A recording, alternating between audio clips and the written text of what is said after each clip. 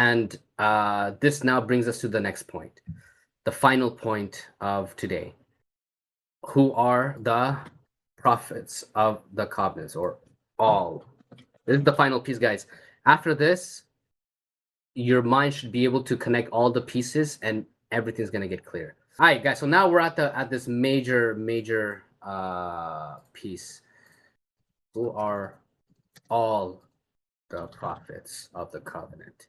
Okay, so this brings us to a big sequence, but it's a sequence. So it's from here to here. It's a sequence. The hard part here, which shouldn't be hard when you study it, is who they are now. This is where it's the big, so now we're at the biggest sequences of prophets in the Quran. There's nothing bigger than what we're going to see right now. We saw all of the biggest sequences, by the way. In here, part 2, we saw Surah 4, verse 163 to 166. There's 14 names. And now we're going to get to the 19s. Okay, so 683. That's where it starts. That's the most important one to. If you can remember 683, you should be able to find everything else. Okay, 683, and this is basically one of the important scenes in Abraham's story was in the verses before. This is the one. This is the section where he sees a star, a planet, one night covered, and a planet came. Then the moon rise, and this is my Lord, this is my Lord, Hada Rabbi, and so on. All that kind of sequence, so on. Then he debates with his people. Then it ends. Okay, and here that was our hujjatuna, our argument. We gave it to Abraham. So Allah mentions him by name against his people. Narfa'u darajatin ma yasha. We raise by degrees ranks whomever we will. So this sentence that we find this many times in the Quran when prophets are mentioned, this is telling us that this is always related to Abraham. So this is a sentence that Abraham had major level ups when he passed his test with his people. He did some major sacrifice and all that. We're not going to get through it. We've seen it. We have no need to do that, but very important.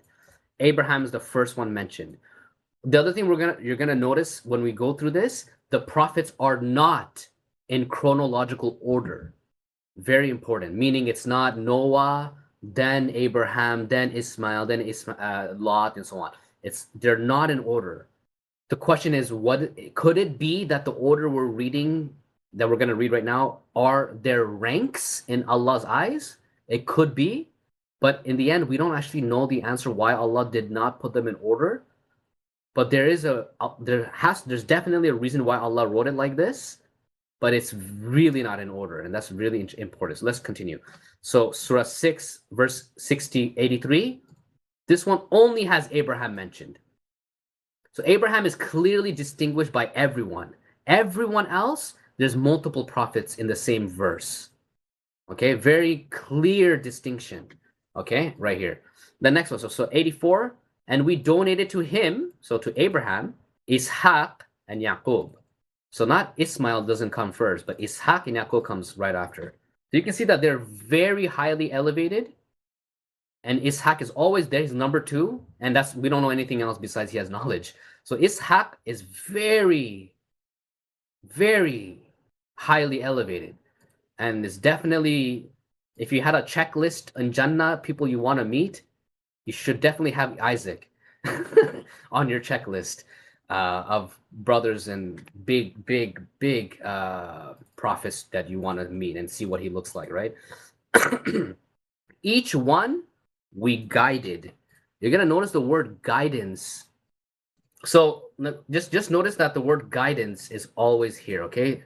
So we donated or granted Wahab, Ishaq, Yaqub, we guided each one, and Noah, we guided from before, and from his descendants, Abraham. This is not Noah, this is from Abraham's descendants. David, Solomon, Ayub, Job, Yusuf, Moses, Aaron, and thus we reward the good doers, the muhsinin, the charitable ones. Okay? So as you can see, there's a lot of prophets mentioned in this one verse. 1, 2, 3, 4, 5, 6, 7, 8, 9 prophets. Pretty deep, okay, and heavy. Next, 85, Zechariah, Yahya, his son, Jesus, Elias, all among the righteous ones. Salihun. Okay, then 86, Ismail, Yasa'a, Isaiah, and Yunus, Jonah. Let's put Jonas, and Lot. So you can see here, Ismail's here at the end, which he should be all the way over here in the beginning, and Lot is here at the end. Lot is the last one. It looks like Lot is the lowest level out of all of them, but compared to us, it's like he's one of the 19 prophets, right? So huge. No, we shouldn't look at them like low like that, or they're all massively important, right? And we preferred over the worlds, really huge. So Allah confirmed these guys are the top of the top, like creme de la creme, as expression. And among their fathers, Ismail, Ishaq, Yaqub, Joseph, Solomon, among their fathers. So who's his father? Abraham, and so on. And their descendants, okay, and their brothers, we selected or chose them and we guided them. So again, the word guidance is always coming out a lot, okay, to a straight path. ذَلِكَ هُدَى اللَّهِ. That is Allah's guidance. Deep stuff, what Allah's saying. He guides with it whomever He wills among His servants. And if they, okay, all of these prophets had committed shirk, okay, if they had committed shirk, surely we would, their works, everything would have been worthless for them, whatever they were doing. So Allah is saying, in other words, they never committed shirk. Very important. So it's very, very important, okay? And this is the key verse. I think we should underline this one. Those are the ones to whom we gave, we brought, and I put the 381, so you should know that this is the covenant of the prophets. The book, Hukum, Wan Nubuwa, okay, prophethood. The 3 points. So these guys, all of these brothers are fathers and massive prophets. So they're not just prophets. They have these 3 things. Prophets, of course, Hukum or Hikmah, and Al-Kitab. So this is very important, the 3 points. You have to have it. And remember, so if they disbelieve in it, and these ones, the 18 prophets, like Muhammad's people, then definitely we have entrusted, empowered with it, these ones, this whole knowledge to a people who had not been with the disbelievers in it. In other words, if the Muhammad's people or whoever received this message first, if they don't believe in this 19 or these prophets, the guidance with them, Allah has already entrusted it with us, basically, with other people, which is us, okay, that we're going to follow this. And this is the final piece here. So this one and this one is what you have to obviously know. Those are the ones whom Allah has guided. So it's like, this is the place in the Quran where the word guidance and huda and all that is repeated the most. فَبِهُدَاهُمْ, with their guidance, iqtadih. And this is the key, this is a major, major thing. Take iqtadih is take example, copy, emulate, imitate. Okay? This is a very important word. So this is only used twice in the Quran, but one is like the bad people are copying their father's way, but the other one is here. So Allah is telling us that we have to duplicate or copy, imitate hudahum, their guidance, the guidance of the prophets. This is huge, right? And then it says, say, I am not asking you a reward, wage, payment for it. So think about it. If Allah says you this sentence, La as'alukum alayhi ajar, and all that. When someone says, hey, I'm not asking you for anything, I don't want any, that means this is extremely important. When somebody goes like that, hey guys, I don't want no money for this. This is I want to spread the truth for, without any payment. So this is some special knowledge Allah just gave us right here. Boom. it, so it is not except a dhikra. So this is the exact same sentence 74. as said exactly.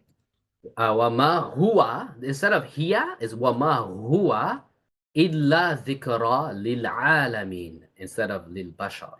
But the dhikra is in feminine, just like the 74, which we're going to see later on here. And very important. This is how we know this is all interconnected. Good. And that's pretty much it. It's just so normally we can skip this verse, but because it continues the subject, but we want to get to 92. 92 is where it connects with وَهَذَا كِتَابٌ. And this, the Quran, is a book which we have sent down, Mubarak, is most blessed. Okay, confirming to the one which was before it, before its two hands, so that you may warn the mother of the cities and whoever's around it. And those who believe in the Akhirah, they believe in it, and they are strictly guarding, maintaining their salah. It's very interesting that the word salah automatically comes into all this, but it looks like we needed salah in order to unlock all this. Okay, so it's super important. But let's just read the verse we just skipped, 91. But this is the end. This is how we know that the 19th, so 692, refers to Prophet Muhammad, right? And هذا الكتاب, okay, this book is Muhammad's book, okay, which has hikmah, right? Is full of wisdom in the Quran. Muhammad is a prophet, so he fulfills all three criterias and is most blessed, right? It's the best, the deep one. So the 92 is referring to Muhammad being the 19th book here. And this is our final, or this is our first sign that the number 19, if you count everyone, right, like all the names and so on, the number 19 in sequence finally appears. And that's how we're going to eventually connect everything. But just before that, let's just read this verse 91. It's really nice. And they do not measure, evaluate, appraise Allah, وَمَا قَدَرُ اللَّهَ حَقَّ قَدِرِهِ, with his true measure, value, appraisal, when they said, Allah has not revealed, sent down anything. Remember, this is what they say in Jahannam, right? So Allah has not revealed anything right here. Allah has not sent down anything. So they say the sentence again right here, on a mortal, Bashar. Say, who revealed, descended, sent down the book of Musa. So Allah brings out this understanding of the book of Musa. Instead of saying Al-Furqan, Allah says it like this, Kitabu Musa. Okay, so who revealed, descended, sent down the book of Musa, which the book which Musa came with as a light and guidance for mankind. Very deep. You, the Jewish people, make it into parchments, pages. You display them and you hide most of it. You were taught what you did not know yourselves, neither your fathers. Say Allah revealed it. So who revealed it? Allah revealed it. Then leave them in their plunging, discourse playing. And this is how Allah introduces the Quran, like that. So that's why this verse is really, really cool. It's basically a build-up of the Quran verse. So Allah's putting major emphasis on Muhammad, basically. So now we know exactly who these prophets are. Okay, so the 19 prophets. This verse here, the 89, is the one that has the criterias.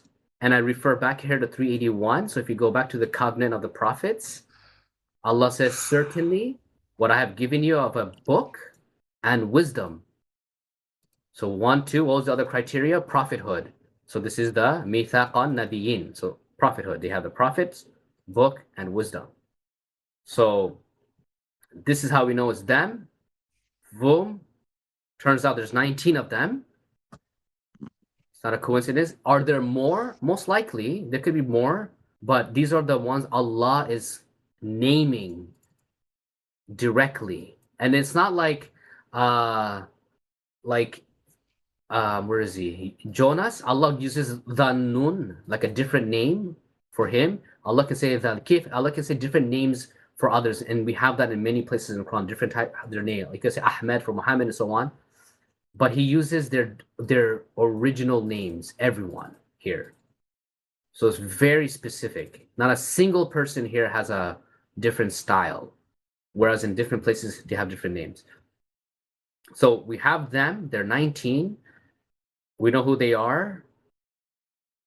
And we're now left to understand, okay, how does it go back here? So we have an idea who those who are given the book are now, and very clearly.